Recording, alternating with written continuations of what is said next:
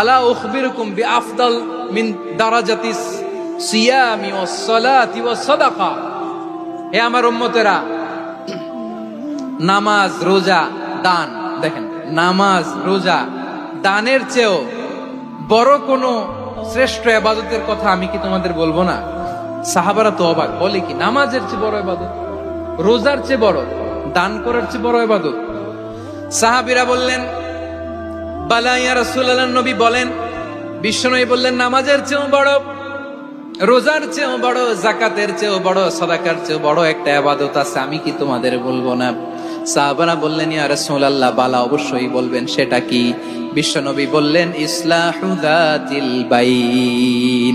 দুইজন যখন ঝগড়া লেগেছে, তোমার দুই ভাই যখন ঝগড়া লেগেছে, এই দুইজনের মধ্যে বিরোধ মিটিয়ে মীমাংসা করে দেয়া হচ্ছে সবচাইতে সেরা কাজ।